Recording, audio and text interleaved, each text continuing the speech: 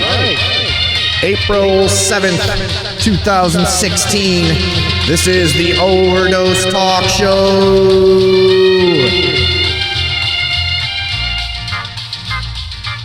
Let's say hello to my co-hosts, Andrea and David Box, on Skype up in Illinois. How are you two? Doing well. Good. It's good to talk to you like always. We always enjoy our little meetings here over Skype to do our little talk show that we do. And it's just wonderful to be with all of our internet friends and supporters, the throngs of people, the masses that are just getting behind this radio show. Just amazes me every day. Yeah. My God, are we successful? It's a really good feeling. Mm-hmm. We did it, guys. Here we are. They said we wouldn't make it. 115 episodes and 116 subscribers. Read it and weep, detractors. Yeah. Mm-hmm. We showed them. God, we suck. But tonight we're going to go first into the Panama Papers.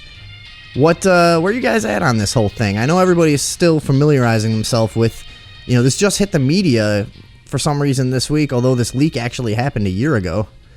And I guess it was encrypted at first. May have taken a while to decode. I'm not really sure why this is kind of just getting out there, but I'm not sure why it's a huge surprise either. That's the thing too, is it's like, when we first kind of were looking at it on the last show, I'm like, yeah, I'm having a hard time feeling like a lot of outrage because it's kind of just shit we all know is going on, Yeah. So let's run over the basics for anybody that's not on board yet. This all came from that law firm in Panama. I got the name here, Mossack Fonseca, and it was a considerable amount of documents, 2.6 terabytes, which, as you know, is like, an inconceivable amount, especially just for text. You know what I mean? If it was like movies and pictures and all this shit, okay, you could fill it up a little faster, but like just for fucking PDF files, you know what I mean? 2.6 terabytes of PDF files, you got to be talking thousands and thousands and thousands of pages of stuff. Millions. I think they said it was 11 million individual documents. Oh, wow. Okay. Yeah. So no wonder it took a year for this to come out. I'm sure, they had a few hundred, I think, journalists working on this all at one time, but you know what? I might as well hit the live stream button there. Okay, we're live now. Sorry about that. Weird idea. Yeah. So yeah, all of our fans can join the show now. We should see just hundreds of them just piling in any second here. Just flocking. Yeah. So we got this ICIJ, the what is it? International Consortium of Investigative Journalists.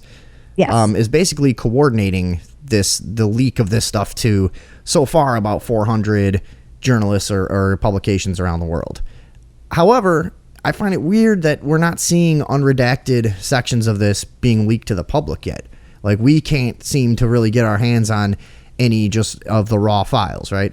So yeah, it's just like all we have are interpretations. Right, and 400 journalists and publications worldwide is really not that many. That could still be very, very selective, right, in the way that it's being handled in the media. And as you notice, there's really not many Americans, if any. That I'm kind of can't remember if I read even about anyone that's directly implicated in this that's American. Have you? No, it's none so far. So what we're talking about, just to be clear, is this law firm in Panama.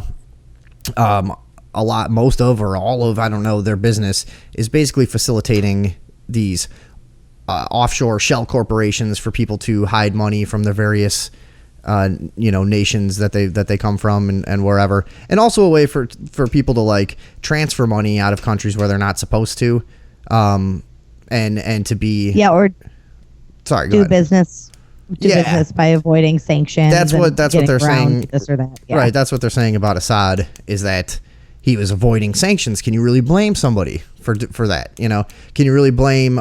There's hundreds of Indian business people that are now being exposed for their offshore money and this and that. But, people are, I saw one guy talking about it was only 2004 that it even became legal to convert any, what are they, rupees that they have to American dollars. And even when it became legal, it was only like $25,000 a person. So, and that was basically just supposed to be, hey, if you need to go overseas and get a medical procedure or something like that, now you can have 25,000 for that. But they weren't trying to make it easy for anybody to take their wealth, out of India. So a lot of this stuff was illegal. It was illegal in India. Right. What if you got to America? Then could you exchange your money? I don't know. You probably have to have stuff in some weird offshore account that you could then access from the United States. Yeah. So, basically my point is that, this isn't all this dark, shadowy, oh my goodness, this exposes the New World Order stuff. A lot of it is really a reaction to like oppressive and overreaching governments around the world, making it really hard for people to do what they want to do with their money, which they, I understand your currency's going down the shitter. You don't want everybody pulling out, but it's really their choice in my mind. If people want to move around, halfway around the world, it should really be their choice if they've worked hard and gotten the money together. India, I don't know a ton about, but that's kind of the basics of it, I think. So we're not seeing any Americans. We're seeing Assad. They're desperately trying to leak Putin to this stuff, although there doesn't seem to be anything direct, right? Or link, I mean. No, I'm nothing. Sorry. There's like two tiers of individuals that they're implicating. And the first tier are the people who were like directly involved, who they know they have proof that these people were doing this directly with their money. And then there's a second tier, excuse me, there's a second tier of people who may be linked through association, where like they did business with people who were hiding money out there, or, there's a degree of separation. And Putin and Assad both fall in the second tier category, where like there's nothing that like they're not named anywhere. There's nothing that directly does it, but there's evidence to suggest that they may have known about it and been involved in some way. Sure. So, okay, and obviously, this is another one where, as an American, you want to be a little bit careful about being hypocritical, I think, in terms of pointing around the world and going, man, look at this country and that country, and they're all running their money through Panama and blah, blah, blah. Well, it's nothing that our politicians and business owners and CEOs and whoever, it's nothing that they're not doing. They're just, in our country, a lot of people set up foundations that are exempt from this or that, and they funnel money here and there. It's maybe they're not using the Panama network to get it done, but it's nothing that's not going on everywhere. This is all people trying to hide their money from or to prevent it from being taxed, which, again, who the fuck can be all that really indignant about that? Everybody tries to get away with some fucking tax stuff, right? Nobody really cares about that from a moral perspective. When it comes to your own shit, nobody who makes any cash reports all of it. Nobody who can get away with something usually doesn't, So whatever, right. This is that on a bigger scale kind of a thing that everyone does. Although we're just kind of dipping our toe into this right now. Not really sure what the real implications are, I guess. All right. Well, we should. Yeah. I was just going to start talking about the ICIJ. Oh, right. Which okay. We were going to go over their funding because they are coordinating this whole leak to all these various journalists around the world and whatever. And the fact that nothing points back at the U.S. is a little suspicious when their funding comes from like the Ford Foundation and places like this, which are known CIA, front groups. So what did you find on their funding? Right. Well, their funding comes from, like you said, the Ford Foundation, the Open Society Foundation, which is George Soros, which is interesting because he is obsessed with being anti-Russian. He's described as having an anti-Russian obsession. Well, you know, and it's pretty well documented. The Russians and their two military bases, their two foreign military bases worldwide, are a giant threat to us. It's quite clear. Terrifying. It's quite clear that they're the imperialist, trying to take over the world, and we're just good guys trying to help everyone. So you gotta hate Russia. Come on, keep them in line. Yeah, they are really driving that angle in the media. But yeah, what else? What were their other? What's their other funding? Do you know? Talking about the Center for Public Integrity, which is a liberal watchdog group. Okay. They are funded. So there's another level of funding. Let's see, funded by a raft of globalist interests, including Ford Foundation, Carnegie Endowment, and Rockefeller Family Fund. Okay, so we see a lot. There's a bunch of good guys. Yeah, we see a lot of the usual suspects here when it comes to media, controlling the media and controlling a narrative and doling out information and having it try to point in one way. So I think what's starting to come across is this leak is so massive that if there's a controlled group like the ICIJ sort of metering out the information and choosing where it goes and stuff, you can be pretty sure, I think, that, like I said, since it's such a massive thing, nobody in the public is going to go through millions of pages. If anybody does, it's going to be really hard to get an independent analysis out there because people are generally going to be pretty disinterested in this, I feel like. And so it's really easy for them to take selective documents out of it and say, man, look at where all this stuff points, but not at us. Yeah. Well, there's nothing about us. Right.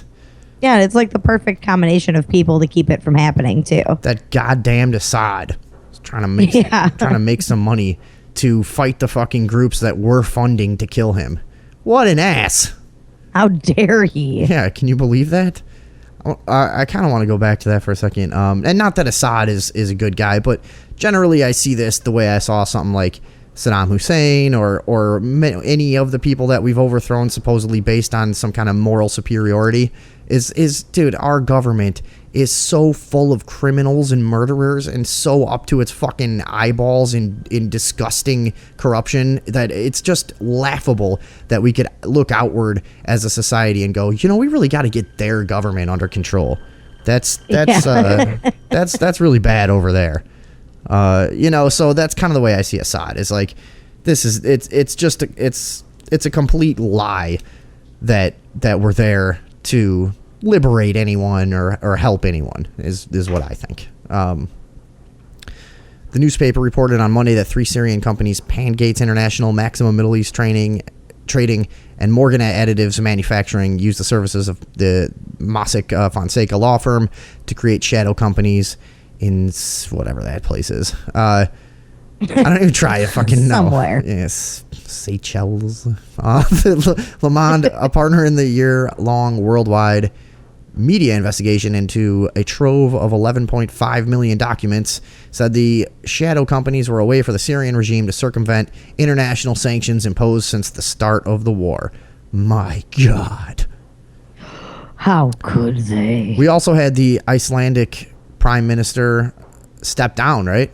There was some giant protests in Iceland that I don't think the American media covered at all. No, I'm sure they didn't. No, absolutely not. But I believe he was implicated in the first tier of individuals. Right. That he had some direct involvement that he just his people wouldn't take. And so a lot of people are saying, look, this is huge because it's showing these people who make massive wealth off the public are refusing to put it back in, to kind of, I guess people who view paying taxes as somehow paying back to the public. I guess you could look at it that way. I see it more as just like, look, these people all know that government is a scam, and they're not playing along, and they're trying to keep their money. But I think there is some merit to the idea that, how can capitalism really work the way it's supposed to if everyone who gets ultra wealthy is hiding and hoarding their wealth, you know? Right. Yeah. And it gets stuck. I think that's the kind of stuff that turns people against capitalism a lot of times and goes, hey, we need government to protect us from this. Well, you know, the government look at how many people are like high-ranking government officials that are involved in these offshore companies that are part of this leak. How many of them are in government already? And then you're going to look to that structure to keep it from happening in the future? Yeah. I just don't fix this. Yeah, fix this thing you did. You do. Yeah. We'll give you more power to stop yourself. And we're going to trust you this time. So please do right by us. Signed, the loving public. This article from, motherjones.com about the Icelandic prime minister. Yeah. So this one also mentions that Chinese President Xi Jinping seems to be linked to it as well. However, we haven't seen anything that links the Prime Minister of England, David Cameron's father, has been implicated in this too. Right. And nobody has mentioned that at all. No, that's why. And there's a lot of stuff that makes me look at this as most probably. Oh, what about Israel? I don't even know. Are they going after Israel? Because, you know, if generally powerful people in the U.S., UK, and Israel are avoiding media scrutiny based on these leaks, and they are going after Assad, Putin, you know, people like this, it's pretty easy to see the bias. Especially, again, I don't want to beat this into the ground too much, but the media coalition that's in control of this information is most likely CIA backed and controlled, you know? So yeah, I think it's pretty obvious what's going on here is they're doing what they usually do. Hey, this information is going to come out no matter what we do. Let's make sure the right parts come out. Right. Get people fired up about that. And then again, talking about the Panama Papers, if you're just joining us, and this whole scandal. I heard Jackie Chan was implicated in those papers too. Jackie Chan? I heard that too on a YouTube video, but I didn't look any further into it. Hold on, let's see. What could Jackie Chan, for those who don't know, is the action hero of explain Jackie Chan. Great movies such as Shanghai Noon. Basically, and Shanghai Nights. They should have just made movies called like, look how good this guy is at karate. And they could be like 35 minutes long, just him beating the shit out of a bunch of people. That's all that was. Like, the guy could barely deliver a line. He was horrible. Yeah. Oh, who needs it when you can kick ass?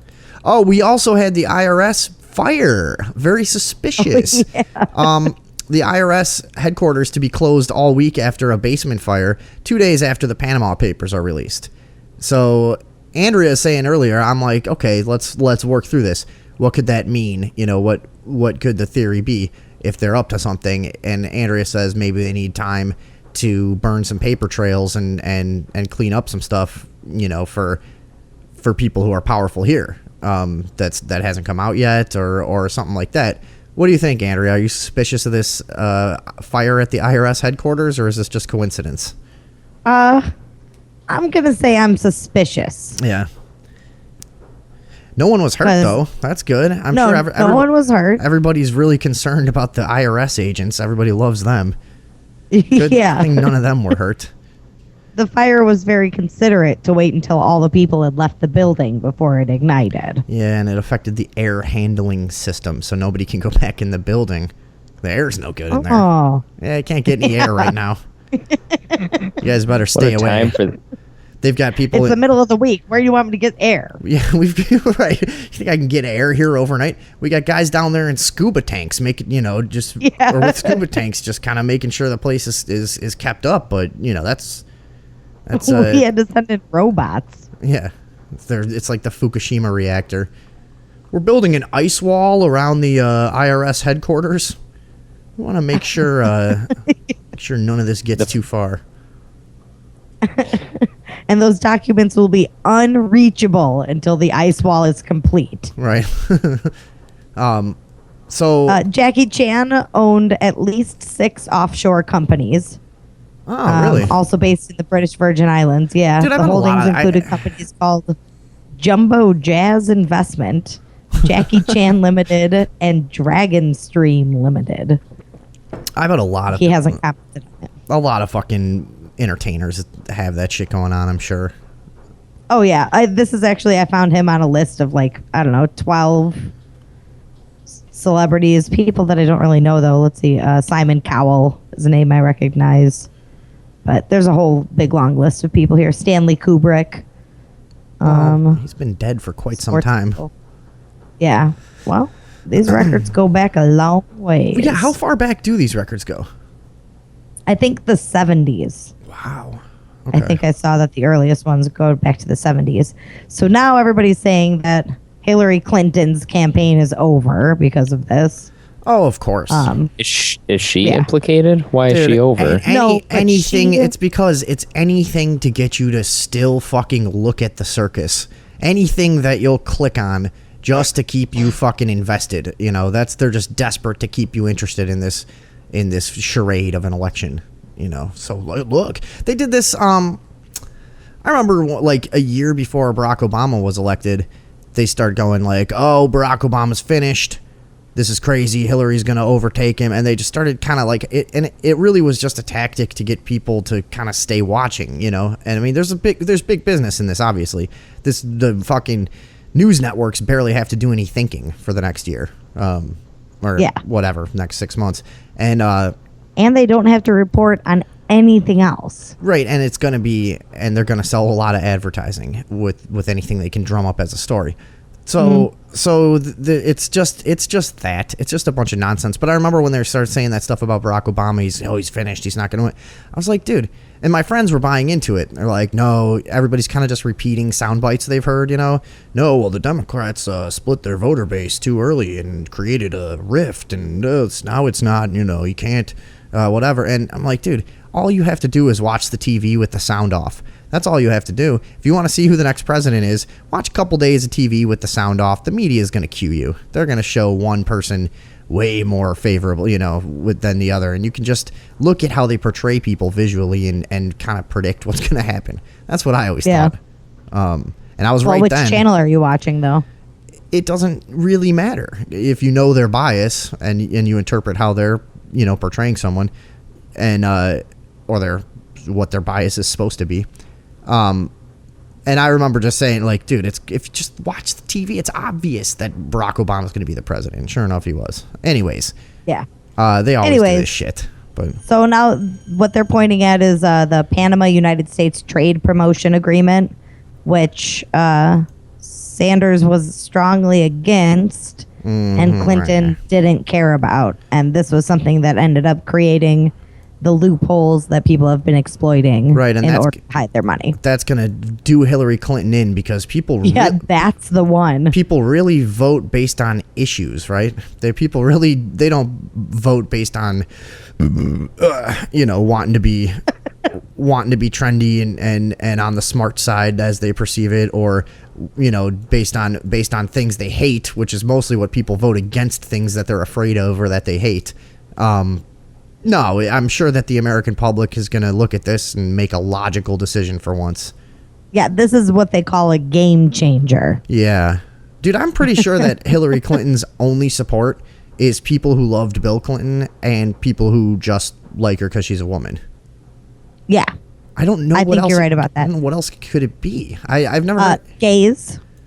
She was gays like her. She was against gay marriage until like 5 years ago or something. Yeah. There was some clip that was amazing. The young gays. Yeah, there was some clip that I thought was like amazing how recent it was. It was from like 2006 or something with her saying, "I believe a marriage is for a man and a woman," just doing kind of probably I don't believe in gay marriage. Trying to cater to the Christians, I guess. But yeah, I believe in white supremacy. I believe in gay supremacy. Yeah, and so she's obviously just a fucking talking head idiot who just does whatever she is, you know, supposed to say, or says whatever she's supposed to say that month, you know. Yeah. I don't get how anyone fucking likes her. Well, and I will continue to point out I don't know a single person in real life or have ever met a single person in real life who is a supporter of Hillary Clinton.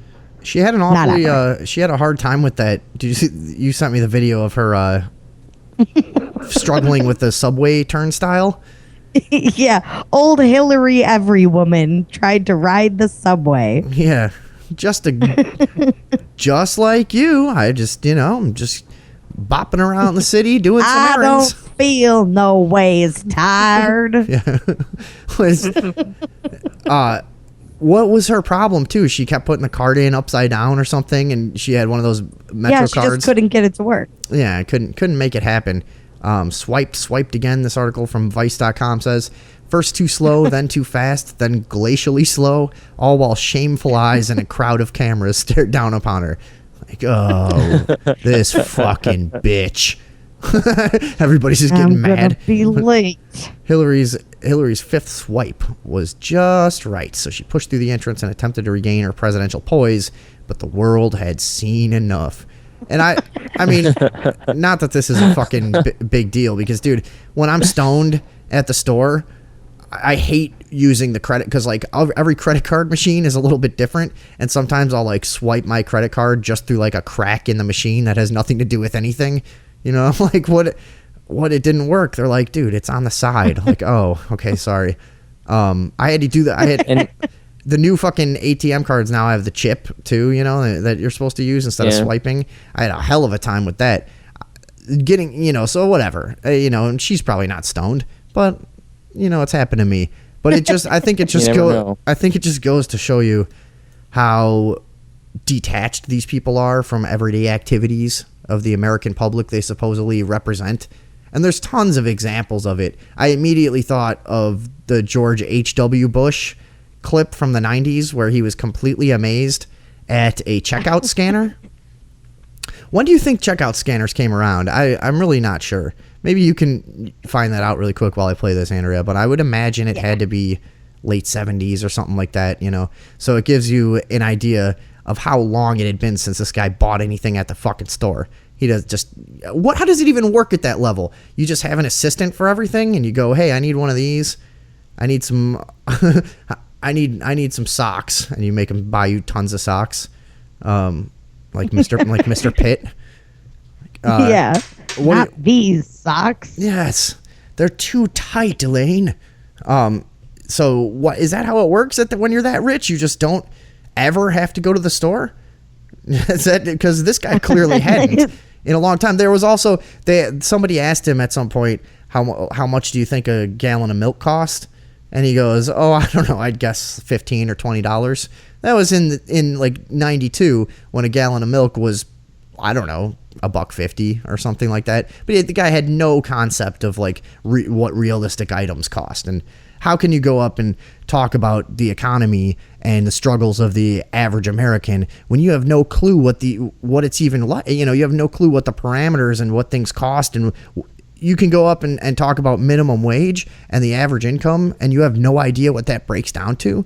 You have no clue what it actually costs for people to get shit done in the real world. But this is a hilarious. Also, you think a gallon of milk costs $60, and you think the minimum wage is okay? No, it was 15 or 20.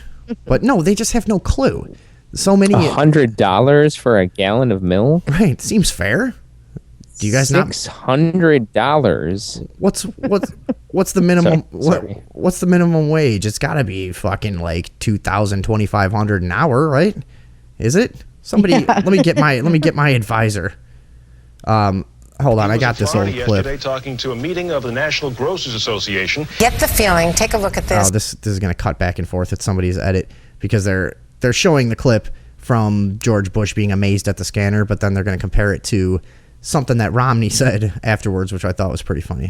That Mitt Romney has not been in too many Wawas along the roadside in Pennsylvania. The president also got a chance to see a supermarket checkout scanner in action. There he is, picking it up. Seen one of those before, and the president said that he was amazed. Swiping a gallon of milk right there. Actually, he should have known what it cost. And he's looking at it. Seriously, he's looking at it like, like an Amish person would look at your iPhone. It's like, what the fuck is this magic fucking window to the universe? And he's How like, have they done it? he's waving his hand across it, trying to make it scan, and going like, no, it doesn't do my hand. And then they're showing him, no, it's a barcode under there. Oh, interesting.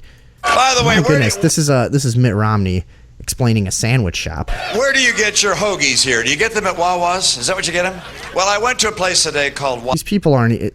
This is what amazes me. Is that what you get them? Would you make that mistake when you're talking? Is that what you get them?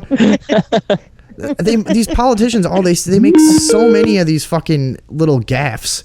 You know. Hold on a second. I guess I got everything going on the same computer. We got to talk to Eric in New York for a second before I go back to this clip. Hello. Hey, what's up? What's going on, man? What's up? Not too much. Kicking around. Doing a show. What do you got? I was thinking about the minimum wage. Okay. Still there? About it. Doesn't sound like you were thinking too hard. What were you thinking about it? I was thinking my son just got a job at Burger King, and you know they're gonna bump up the minimum wage to $15 an hour, and I was like, "Fucking, are you kidding me? He's gonna make like a couple dollars less an hour than me, and he's just this knucklehead kid taking orders at Burger King." So bullshit. That's crazy. Are you gonna go get a job at Burger King now? I'm thinking about flipping. I'm gonna lose my trade and go flip burgers. Dude, I don't know. I understand that like there's some complicated issues with the minimum wage. You know, raising the minimum wage a lot tends to drive down the gross national product and things like this. But I don't get the indignation from the average person like you're talking about. Like I don't get why that would make you mad. You know, it's just. You need $15-20 an hour to fucking survive in this country, honestly, you know, and have any quality of life. So I don't know, I get where both sides are coming from, but what you seem to be kind of irritated that you feel like he doesn't deserve that much money. Well, not just the buck. What's going to happen is the price of everything else is going to go up, and so therefore now I'm left high and dry, you know what I mean? The price of everything in the world is going to go up, and these kids are making this money, and they're just going to get poorer because everything's more expensive. And me, you know, I would consider myself middle class, but now I'm really fucked because everything went up, and I'm stuck at the same pay rate, you know? So you think that has more to do with minimum wage than anything else? Because I would say, you know, inflation is driving prices up, and devaluation of the currency and is driving things up a lot more, you know, and some of these, you know, whatever. And not to get too complicated about it, but I don't know if I buy that minimum wage is like the main contributor to that. What do you think, Andrea? No, I don't buy that, but I have really mixed feelings about it. Yeah. It doesn't bother me. Like the most indignation seems to come from like nurses who work overnight and they only make $14 an hour or whatever it is. Okay. Which sucks, but that doesn't mean that somebody else should also make less than they can live on. You know, like you should be, if you're mad about what you're making, instead of trying to push people down, you should be trying to pull yourself up, you know, demand more money for what you do. Right. I guess there's that, but in the end, like, are we ever going to get out of this cycle of just the devaluation of currency for everyone? It's, you know, there's a reason people want $15 an hour to be the minimum wage, just because that, honestly, you cannot have any quality of life with any less than that, and it's really hard at 15 to 20 an hour too. No, even as a 21-year-old human being with absolutely nothing to pay for except for my rent and my food, right? I was making like $13.50 an hour, and I struggled so hard. Yeah, definitely. I worked at least 40 hours a week, $13.50 an hour, and I couldn't sustain myself. I had to borrow money and eventually just get a job that paid me more money. Right. I had the same experience. My last cooking job, I was making $13.50, same amount, and working overtime most weeks, and even getting time and a half a lot of times, you know. And so I don't think I ever had a spare fucking $100 to have any fun with at the end of the month. I really don't. In that entire three years I worked there, and finally had to start working for myself and doing a little bit better, you know, and not having 50 hours of my week taken up on bullshit. But dude, yeah, $13.50 an hour. I could barely pay my rent. I couldn't afford a fucking car at that time. My car came later.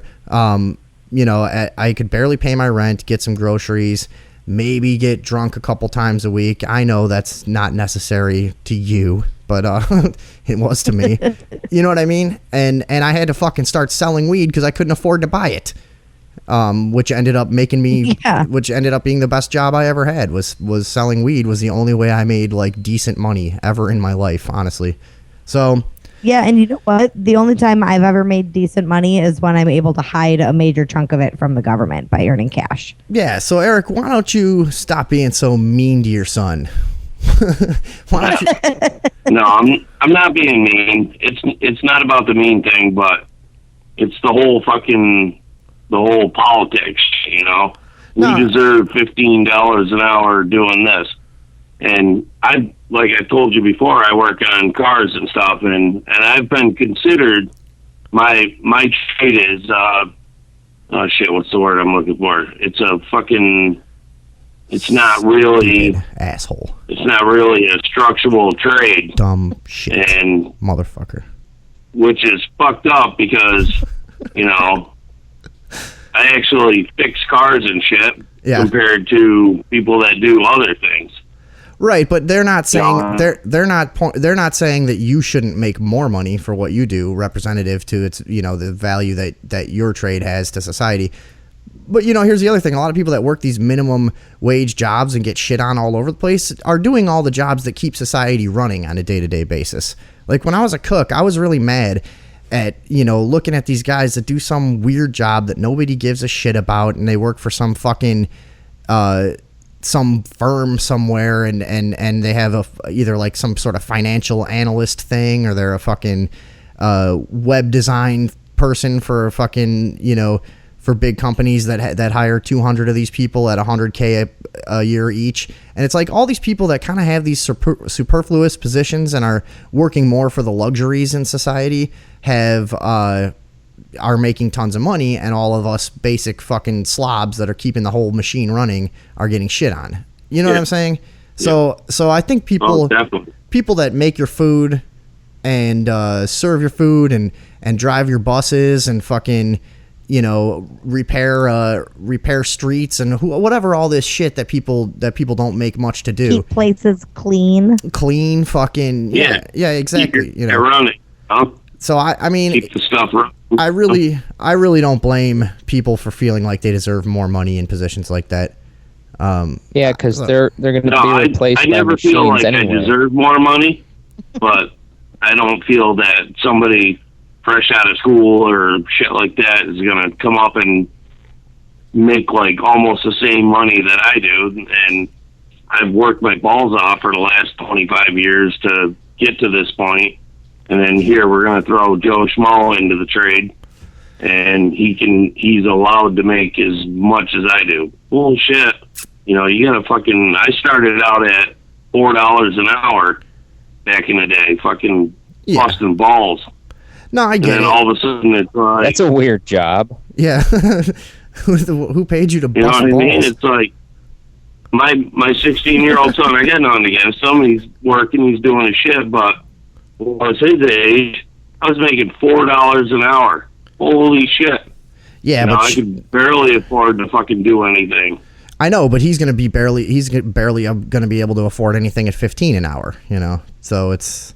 Exactly. That was my whole point was, so now that he's making this, everything else goes up, but I'm kind of stuck at $18 an hour. I mean, I work piecework, flat rate, so it's a little different pay, but everybody else gets to go up, and then I'm stuck in the middle there, and now I'm being pushed down, you know? That's kind of crazy. I guess we're just going around in circles, so I'm gonna go back to this Mitt Romney thing. I gotta let you go, but thanks for the call. I think I see kind of both sides of it, and we'll talk more about it some other time. All right, cool. All right, later. Bye. Yeah, I'm not. Bye. I'm not sure I get the idea. Like, well, why should you? I mean, I guess I do. I just don't have that emotion about it. I don't get jealous of other people making any amount that they make to do whatever they do. You know. Yeah, the only time it bothers me is if it's somebody in my field or who is in direct competition with me, who's making more than me and maybe doesn't, or maybe I deserve to make more than I am. That's the only time I'd be bothered by it.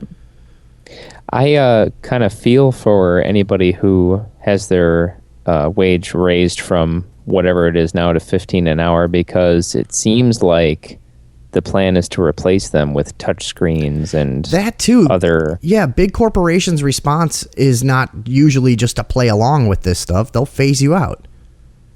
Yeah. You know, you're seeing it already at some McDonald's. They don't have cashiers anymore. You go to a touch screen, you build your own burger virtually, and then you stick your credit card in the machine and then walk over to the pickup window. My God, that is exactly what Mitt Romney is about to lay out for people in total amazement. I want to get back to this clip. Hold on. Well, I went to a place today called Wawa's. You ever been to Wawa's? Anybody been there? Some people don't like. I'm sorry. I know it's a very big state divided, but we went to Wawa's. I was at Wawa's. I wanted to order a sandwich. You press a little touch tone keypad. All right, you just touch that, and you know the sandwich comes out. You touch this, touch this, touch this. Go pay the cashier. There's your sandwich. It's amazing. I doubt you're touching a touch tone keypad, by the way, to order your sandwich. You got a touch tone keypad. It's a rotary dial TV thing. You order your sandwich with a rotary dial and a large code book. There's a big binder next to it. You just look up codes and you dial them in. It takes a long time, but it's amazing. You call the operator. He'll connect you to the restaurant.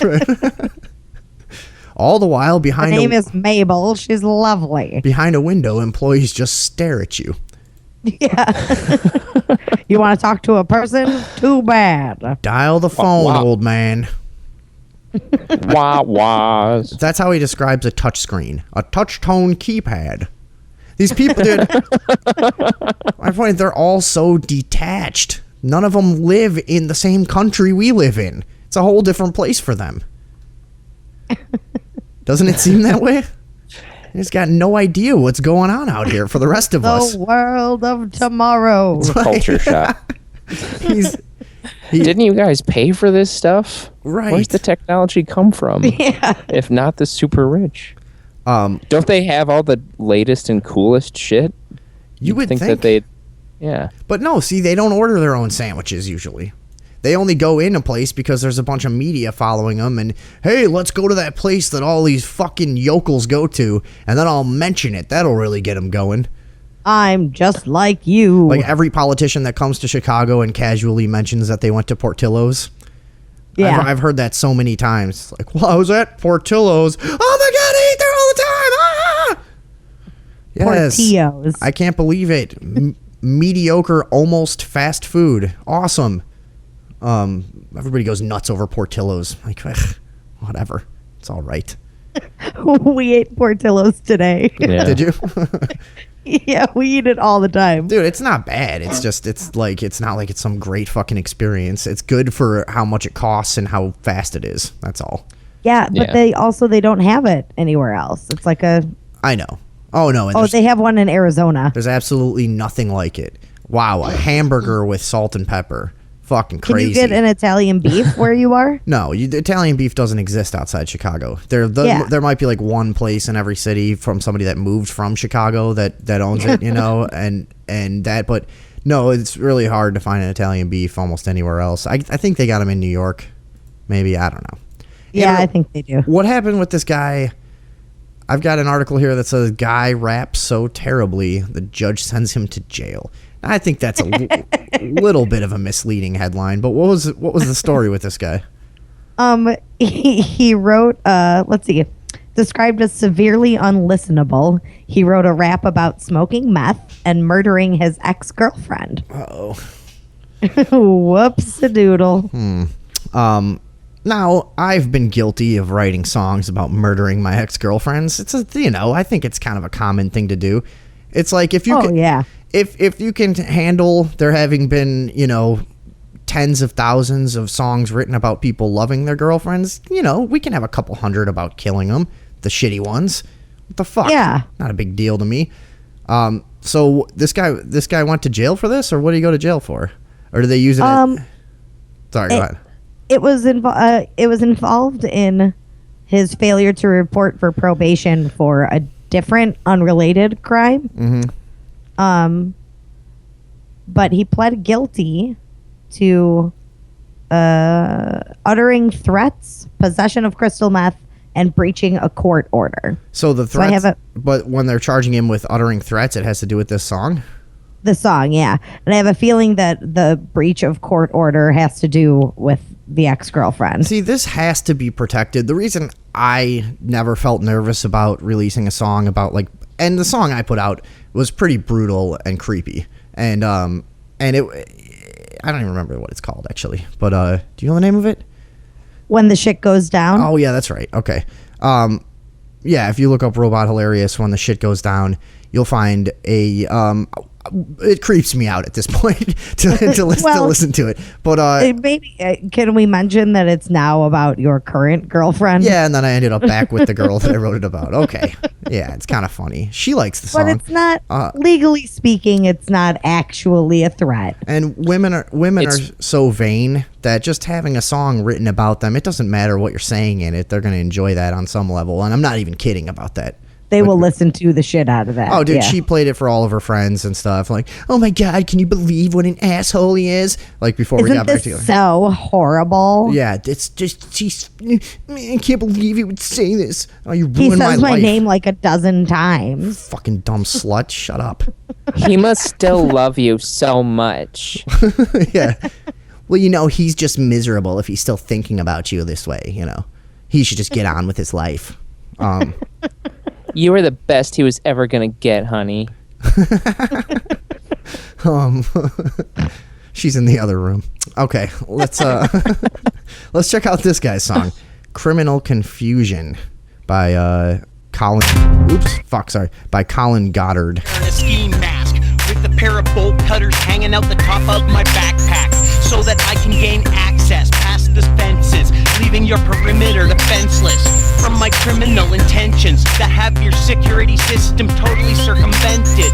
Cause I'm relentlessly senseless and about to enter this business, so I can steal the merchandise within as I begin to load up the back of my truck with brand new electronics still in the box while I have. So I love right there how this is on SoundCloud, and when you listen to a SoundCloud track, the comments that people have left at different points in the song pop up as you get to that point in the song, and right there when he tries to rhyme trucks with electronics, somebody just commented electronics.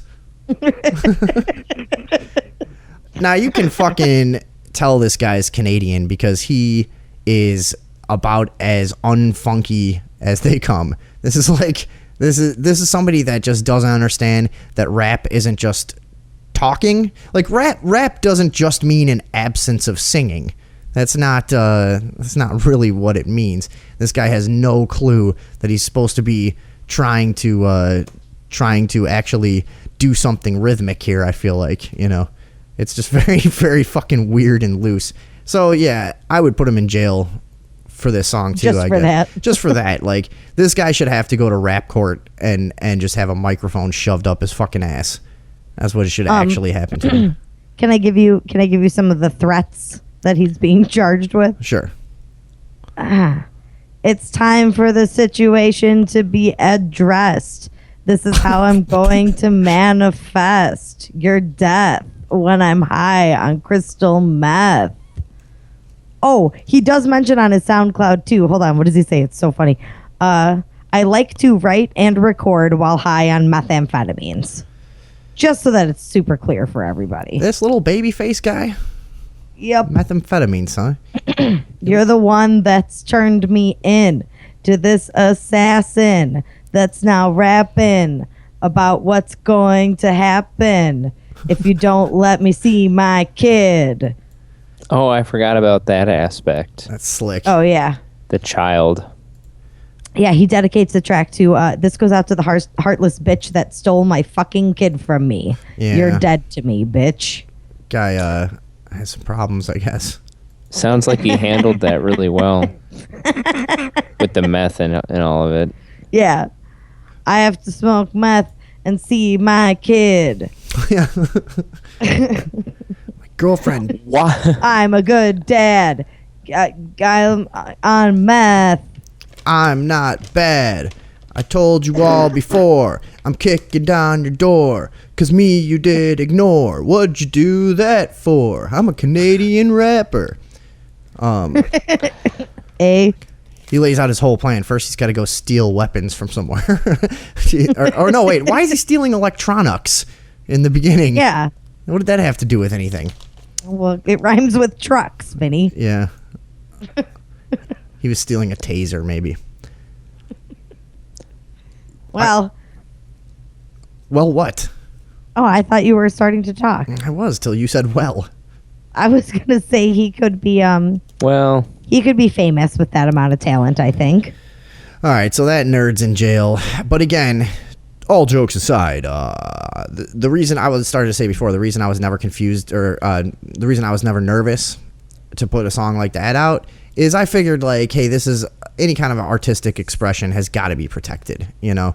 And even if you're calling a person out by name, you're really creating a work of fiction that like it can, you know, I felt good when I did that. I'm like, good, now I don't actually have to kill this fucking cunt. Like I got a lot of that out of my system, you know, just by kind of trying to embarrass her publicly. So, and by like thinking about it a lot for a long time and yeah, you know, you just run through the fantasy. It's kind of a relief. Really grooming your story. Yeah, you move on to the next song. You're fine. You realize like 2 weeks into it, no, I should do it this way. Yeah. That would be a better idea. I gotta add a third. Hypothetically. I gotta add a third verse. I just thought of way more ways to kill this bitch. Things to do to her during the killing. Let's move on. I don't know. This stupid guitar solo video was going around. Who is this? Is Nick Jonas? Is that the Jonas Brothers from like from Disney? Well, they're not the Jonas Brothers anymore. Okay. Now they're all on their own thing, and he seems to be the most popular, the most successful.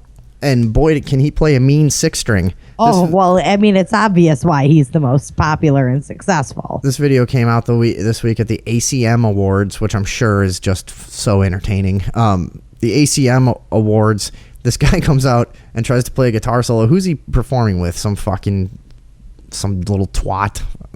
Some bitch, Kelsey Ballerini. Okay, some fucking jailbait pop star du jour.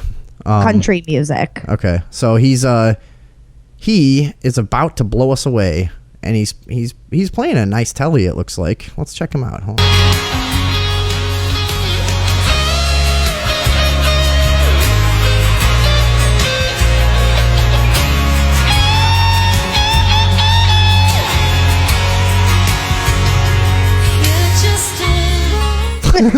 I love that when he realizes he totally fucked up, he tries to go back into it, then just gives up and walks like, you know, he's such a trained performer. He knows at that moment you just run to the front of the stage confidently while not playing anything and just look back at the lead singer. Okay, your turn. Yeah. Take it. Well, it's not. I did it. I did it. It reminded me of when Lil Wayne played his famous guitar solo. For a while. Well, there's a true performer. Yeah, Lil Wayne had a thing about playing guitar for a while. The only thing is he just didn't really want to learn how. Which, yeah, okay, I could understand that. It's not as though you have the money to pay brilliant musicians who have fucking slaved their whole lives away practicing and learning. Why don't you just go up there and show them how it's done? Let's check him out. Lil Wayne shredding this fucking solo here.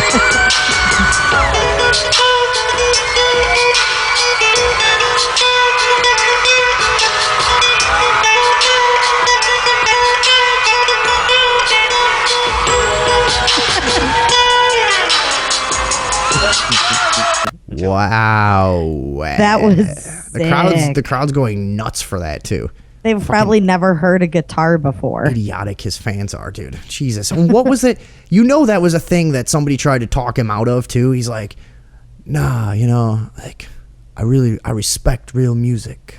You know, because like, dude, a lot of people that only listen to hip hop and only listen to rap and have only been around that, they think it's like you're really interesting and you're a more kind of diverse person if you just appreciate the fact that instruments exist.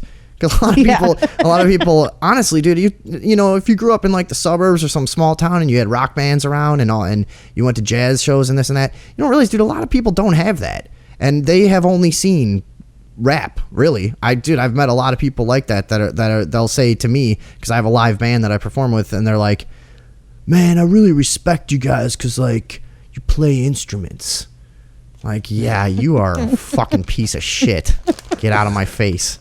That's how I talk to people at my shows. And, but you know, somebody was like, dude, don't do this. We'll get a guitar player, you know, if you want that to be part of the show. And he just couldn't be talked out of it. There's no way that anyone thought this was a good idea except for him. He's basically playing like when you've got people over and you've got a guitar and some drunk guy figures out how to play two notes in the key of whatever song's on the radio, and he just does that over and over again. That's really what this is. It's no better than that at all. Some fucking moron that's never played. Yeah. Wow. Well, that's the theme of tonight's show. So Politicians good. and pop stars that are completely fucking out of touch. And we had another pop star that was bitten by a cobra on film here before. I'd like to see more pop stars like this woman. Yeah, who is this bitch? A pop star in Indonesia has died after being bitten by a cobra mid-performance on stage. Irma Buell astonishingly carried on singing for a further 45 minutes before she collapsed in front of fans. The 29-year-old is known for wearing snakes during her acts, but the cobra which she danced with on Sunday had not been defanged. It is understood that she was bitten after she stood on the snake during the gig in a village in Karawang, West Java. We all know where that is.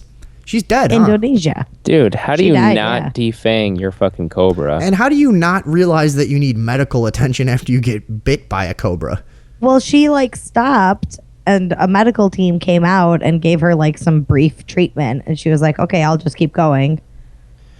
Yeah, and then she just dropped over dead. She was dead before she even got to the hospital. Wow. That's like Cobra's 101 right there. You don't step on them. And there's an old Indonesian proverb that goes, if you're going to dance with a cobra, don't step on it unless it's been defanged. Words of wisdom. Yeah, that's an old adage, I guess. That's a catchy one too, Andrea. That was good. Yeah. I'm gonna run to a quick break here. I'm running away into some rock music right now. Here I go. We'll be back in a minute on the Overdose Talk Show. Deebs, are you sticking around? I'll stick around for a little bit. All right, we don't have much left, so we'll be back. All right, fuck you. All right. Let's get back down to business here. White Twitter explodes after ESPN host wears Caucasions shirt to call out Cleveland Indians logo. I thought this was pretty funny.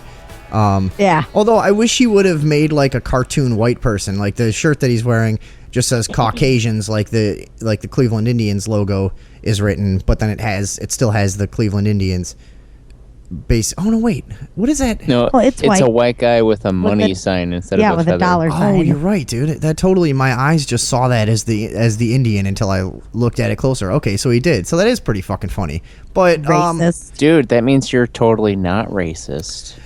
Right. Again, okay, has to be pointed out the double standard. A white guy could never make this same exact point by putting like, a shirt on that said Africans and had like one of those guys with like a huge lip and a long neck, and like some like old lady with a fucking carrying a bucket of water on her head, or or something else, whatever. Yeah. Or what would you even what would you even see? Because what if you went African Americans?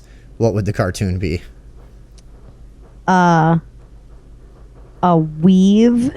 Was it a woman? No, it's a guy. Just a guy with with cornrows and gold teeth. Like, draw him like really tall with a basketball and a crack pipe.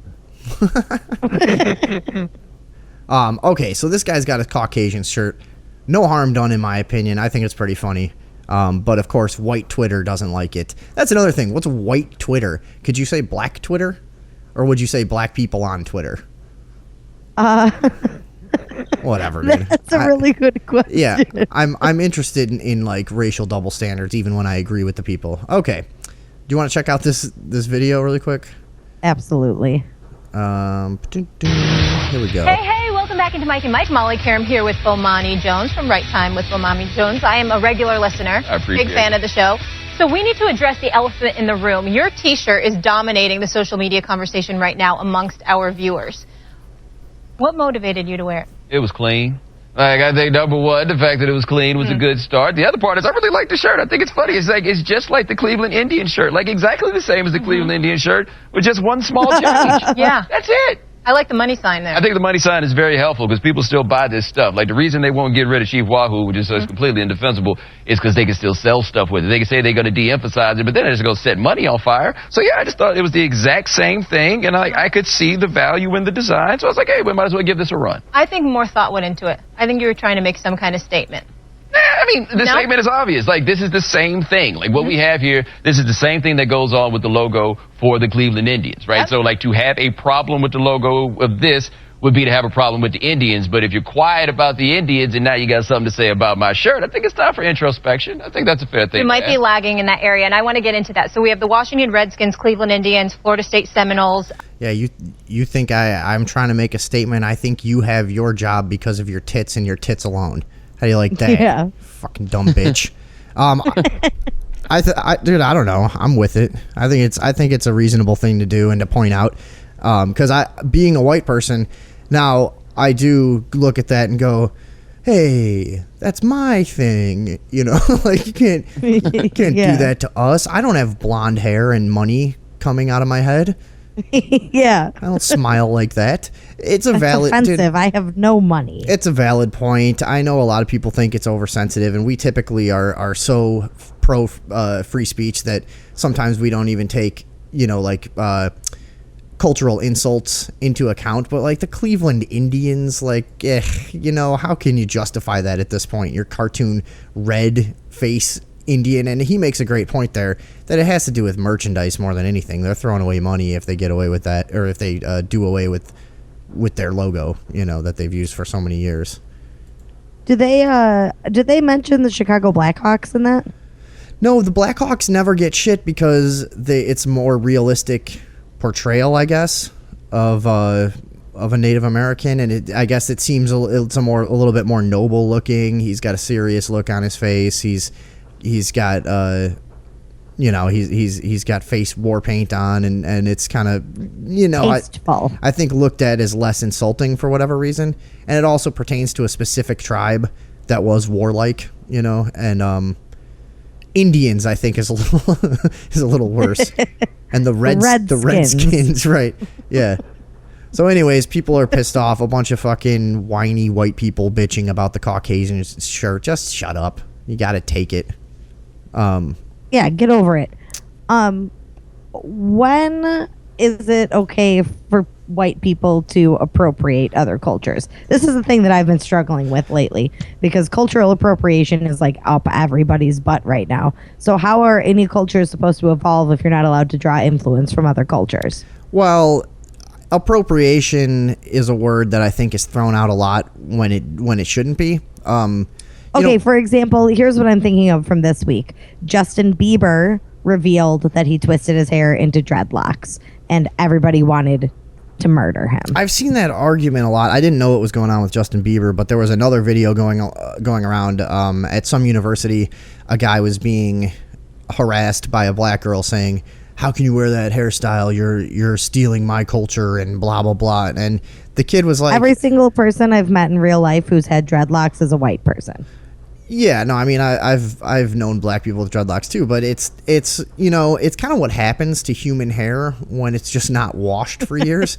So like a lot of people on social networking were pointing out like Nordic tribes had dreadlocks thousands of years ago. It's not a thing just because you only know of it in the past 30, 40 years is mostly associated with like Jamaicans or something like that. It doesn't mean that that's the first time anyone ever had dreadlocks, so.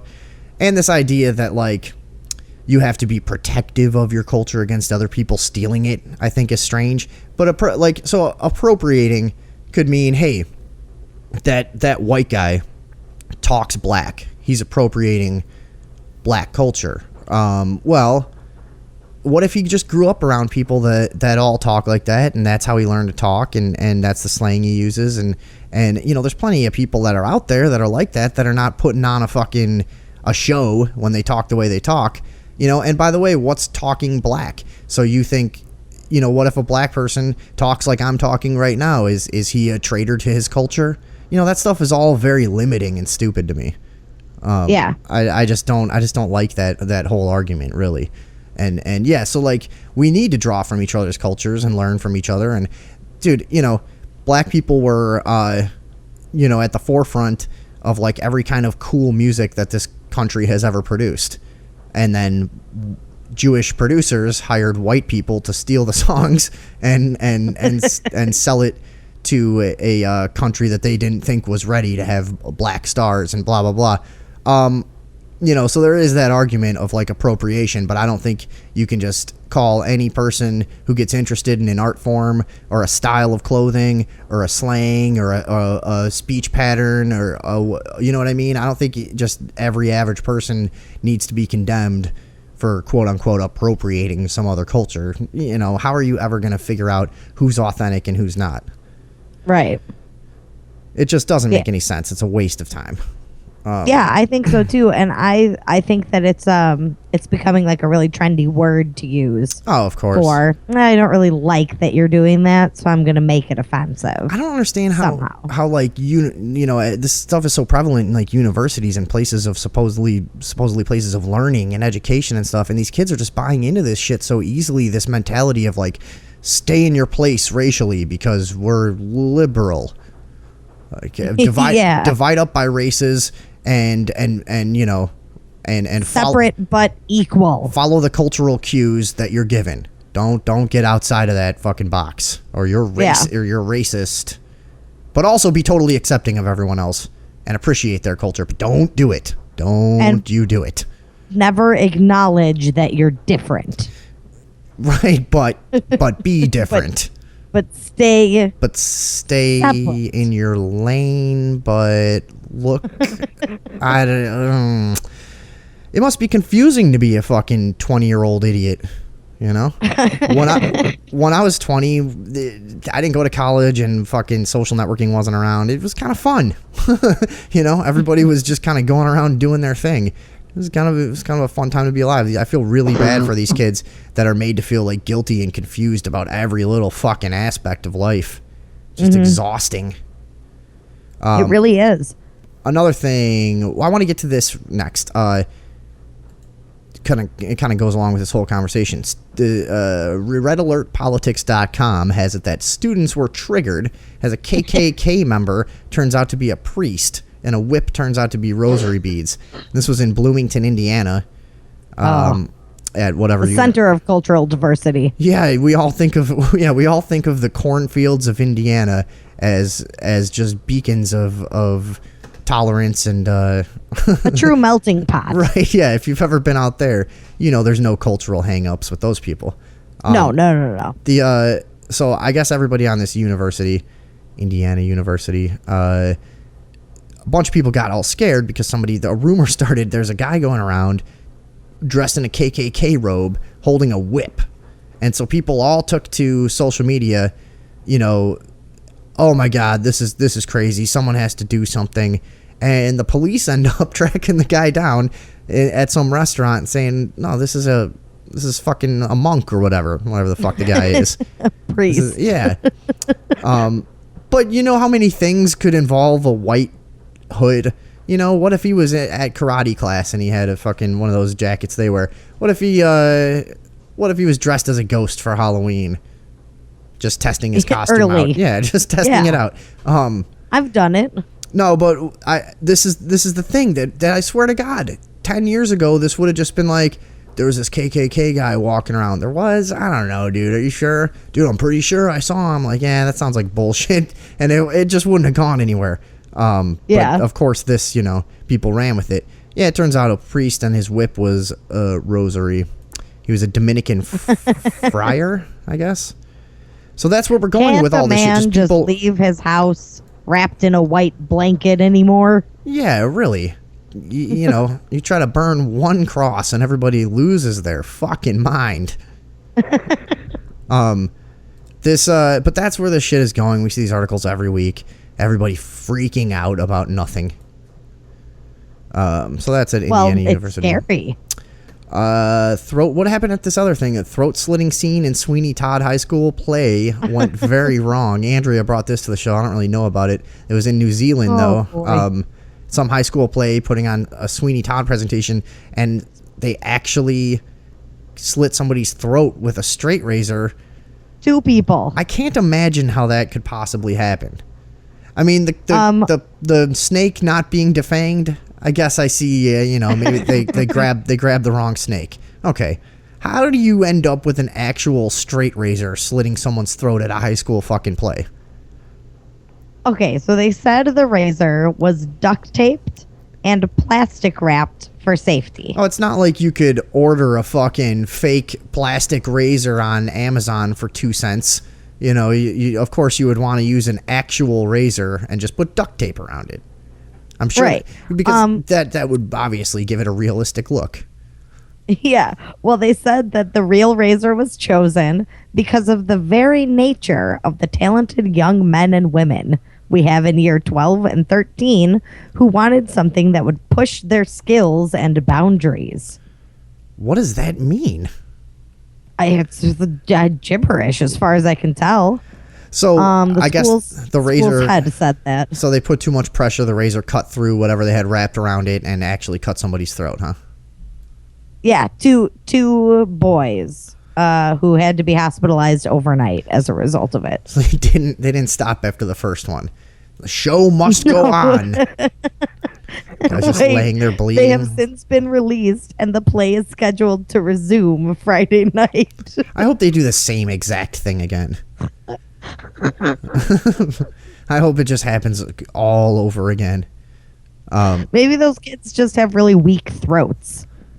Yeah, that could be it. They were just both hemophiliacs. Like, well, it wasn't the razor. It was my fingernail, actually, weirdly enough.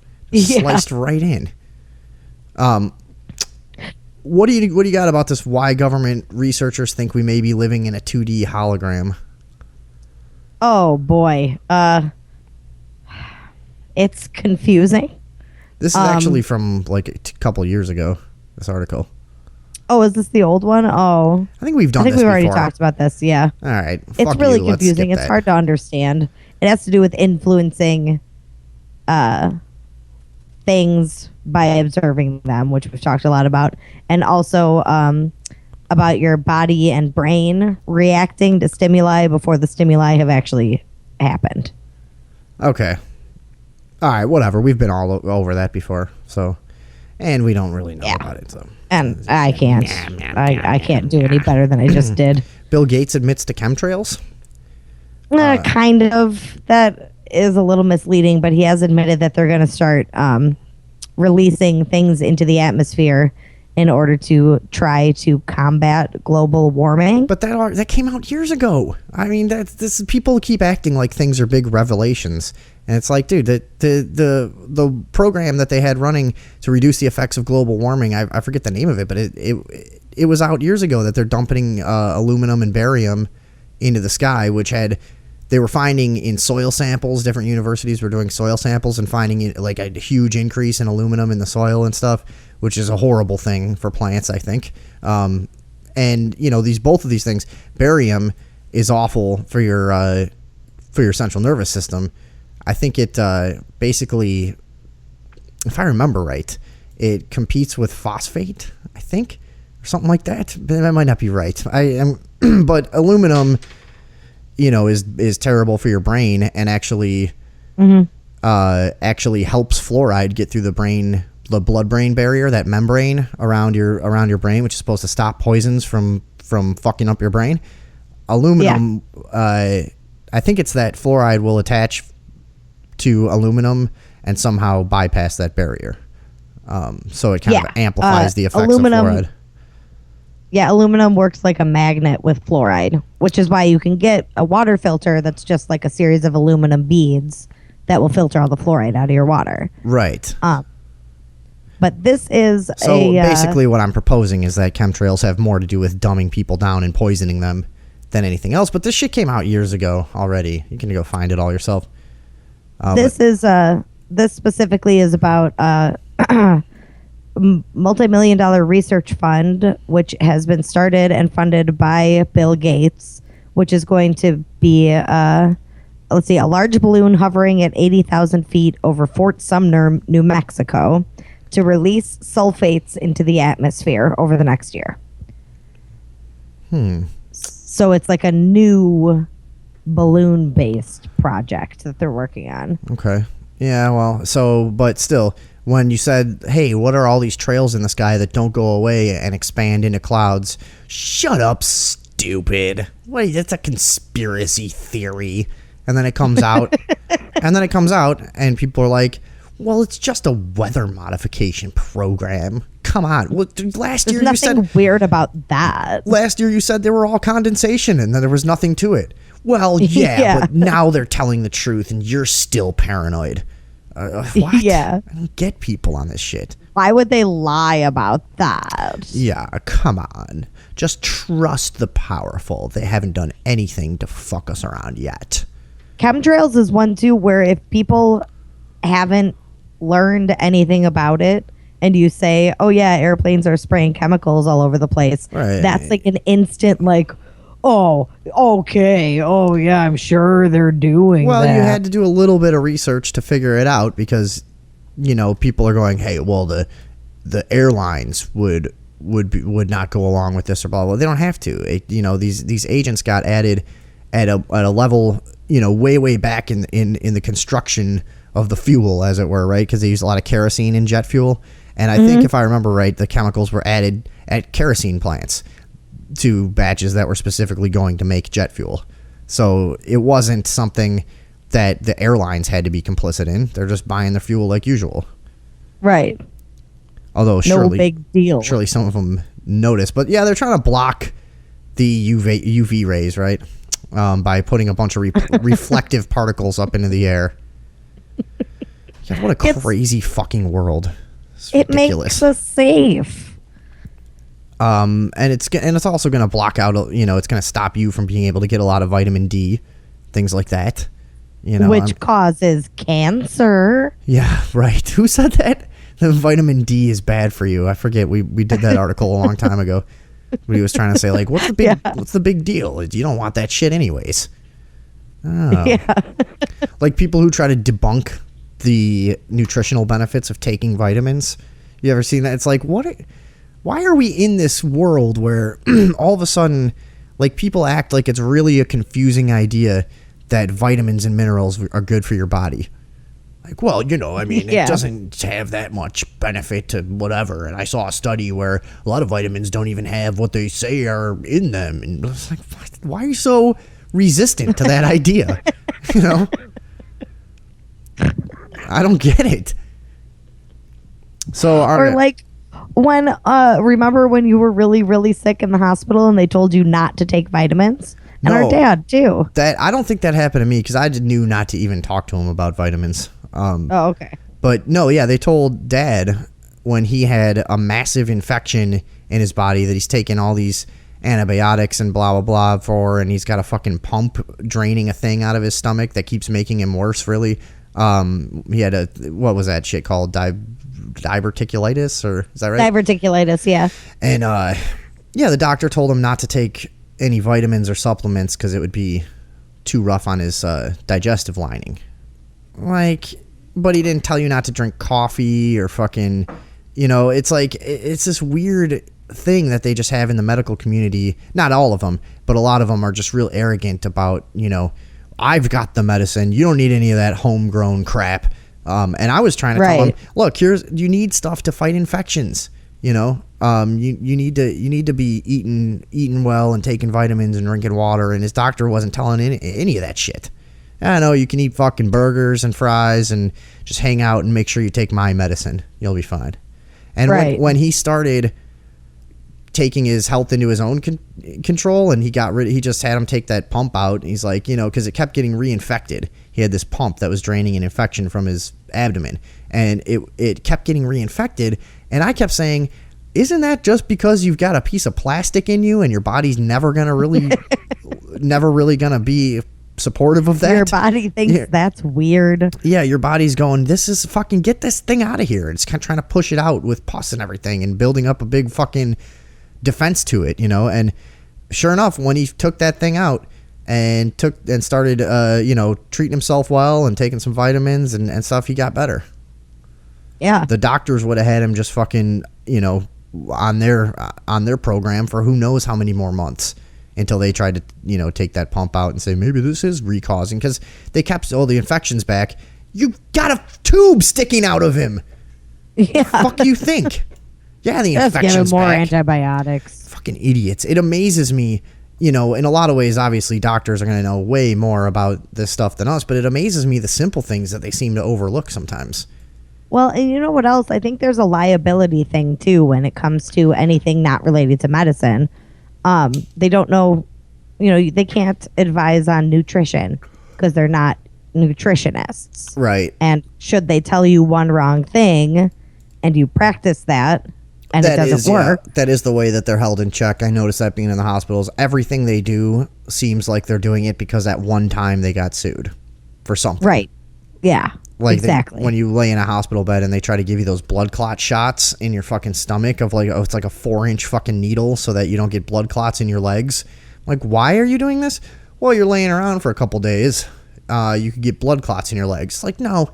Somebody else got blood clots in their legs 50 years ago, and since then they found a way that now you can sell this medicine to every single patient that you have. Like, I'm not, and I refused it, and the nurse got mad. She's like, oh, I guess she said something real fucking snotty, like, oh, I guess you know more than the doctor, right? I'm like, I don't think it has anything. Listen, lady. Yeah, I've laid around for a couple of days at a time before. I know what I'm capable of. Right, I did say that, and I'm like, and plus, and I even laid it out for her. I'm like, dude, don't you just think that like a lot of the stuff you have to do is just for legal purposes, and a company found a way to sell a type of medicine to way more if they require you to do this? She's like, whatever. I'm like, the last time I was in the hospital, they were not persistent with me and things that I didn't really need. I didn't have to wear, so like either you take the blood clot medicine or they put those pumping boots on you. They like wrap your legs up and they inflate and pump your blood and make sure everything's moving. I didn't have to wear those either. They asked me if I wanted to and I said, nah, I think I'll be okay. And they were like, all right. And they just set them aside and nobody ever mentioned them to me again after 4 days. Yeah, see, I had a lot of stuff of them being like, because I was probably being annoying and asking too many questions and stuff, but I really like to be careful like what they're doing, I mean, they didn't. There was a lot of things in there that made me feel like they didn't really fucking give a shit about what happened to me, and which is kind of ironic since you were in the ICU. No, and all that stuff is not at this point. I wasn't, but oh yeah, no. Well, and I had the benefit of being, like 50 to 60 years younger than everybody else in the same unit as me. Yeah, so you just fucking run over there and fucking flick them in the forehead, give them a wet willy. Fuck you, old man. That kind of benefit. Well, they just let me go. There was a toilet in the bathroom, And I was allowed to get up and walk around if I wanted to, or there was a toilet in the actual room. There was no bathroom. It was just like all one big room. And I was allowed to just get up and walk around. I would buzz them every time I got up because my machines would beep and I didn't want them to come check on me while I was peeing, you know? But they would just poke their head in and I'd be like, I'm going to the bathroom. Then they'd be like, okay. And they wouldn't even like walk all the way in the room, you know? Whereas a lot of places, you have to have somebody there standing next to you if you're going to get out of the bed. Oh, yeah. That was annoying as shit when I was in the ICU. They had to, like, literally help me over to the toilet. I'm like, dude, I can walk 3 feet. Like, I'm not totally dead. I'm kind of dead. I'm almost dead. But I can fucking scuffle over there. I'm a man, damn it. Yeah, right. And then they're, like, standing outside while you're trying to take a shit out of your 5-day unshowered body. Like, God, this is horrible. That is a nightmare. Oh yeah, dude. And you just smell yourself, just like, oh God, I'm disgusting. And they don't want you to take a shower. Well, you know, to like 6 days in, you finally are like, dude, I demand to take a shower this instant. And somebody finally takes out all your fucking IVs and gives you a garbage bag to put over your fucking Cybertronics they've got in you. All right, let's get out of here for the evening. We'll be back on Sunday. I don't know what we're gonna do. Never do. Something. Yeah, but we'll be back. Thanks for hanging out with us tonight. Good night. So long.